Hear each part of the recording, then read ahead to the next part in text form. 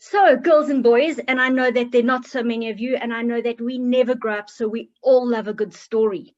But I'm not going to tell you a story today. I'm going to tell you the truth. And the truth is, I get lost not once in a while, I get lost often. So this is where we live now. We live in Johannesburg, somewhere over there in the distance where it's hazy, and we work fairly close to this area.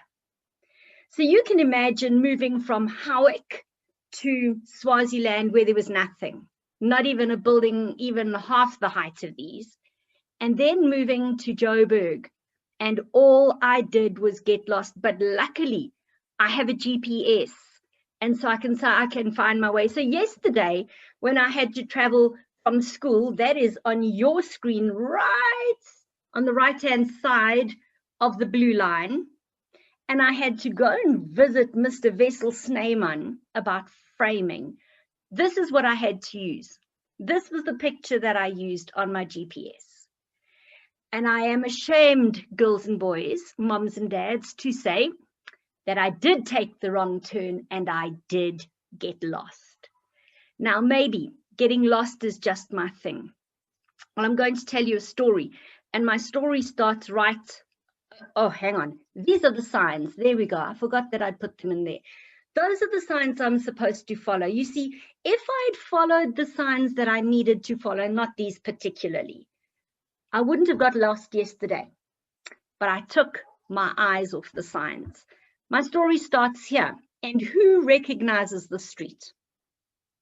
Okay. If we were in church, you would all put up your hands and you'd say, it's Durban West Street. Yes, it's Durban West Street. So the story is about a little girl, and the little girl's name is Lesley, and true story, it's about me.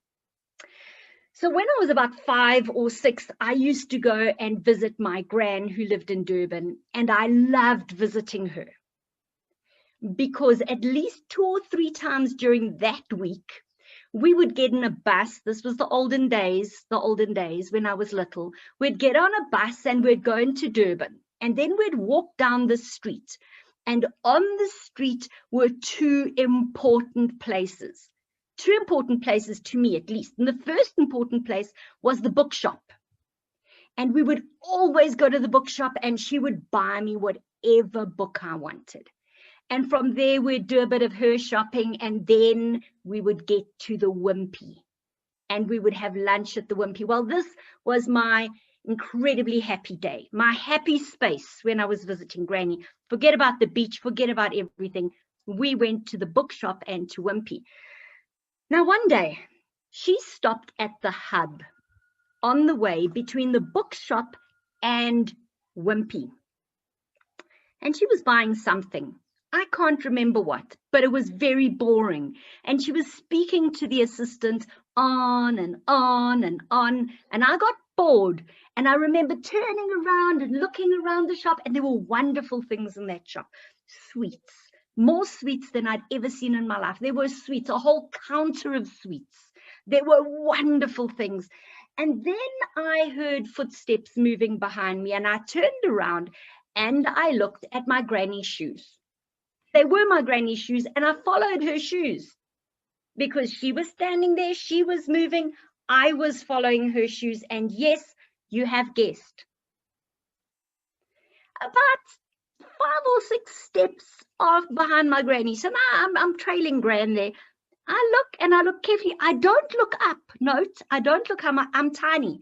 I look and goodness knows somebody else is wearing her shoes. And somebody is wearing pants instead of a dress. My gran would have never worn pants, long pants. And I looked up and the face was wrong. Somebody had stolen my gran and was wearing her shoes. But not really. So I realized that I was actually following the wrong person. Frank, I'm getting feedback. Is that just in general? Okay, all fixed. I realized it was, thank you. I realized I was following the wrong person and I looked around the shop and my gran was gone. Well, that was me in the middle of the shop what was I going to do? So even at that age, I came up with a plan, kids. It was easy. I would just walk home. I'd walk to my grand's house. How far can it be? Can't be that far. And I started to walk. I don't think I'd walked for 5 or 6 minutes, and I was exhausted. I just sat down. Now, this is not me. I wasn't that cute, I promise you. But I just sat down and I went, and now. And out of the shop behind me came a gentleman and said to me, "Where are you going?" And I went, "Home." "Where's your mom?" "She's at home." "Where's your dad?" "He's at home." "Who's looking after you?" "My gran. I'm with my gran." And he picked me up and he took me into the shop and he put me on the counter. And I was sitting there on the counter and he started asking me questions. "What's your gran's name?" I mean, what a silly question to ask me. I was 5 or 6. "Her name is Gran, of course." And then he tried another one. "What's your grandpa's name?" Now, this I could answer because I'd heard my gran call my grandpa Peter many, many, many times. And I could say Peter. And I was really clever. I also knew where he worked. He worked at Addington Hospital. Well, I got juice, I got sweets. It was like, wow, get lost more often. And they were on the phone to try to hunt my granddad down at work. My gran was running up and down the street in a panic. What was she going to tell my mom and dad? She had lost me, even if it was the other way around. And in 5 minutes, she came running into the store.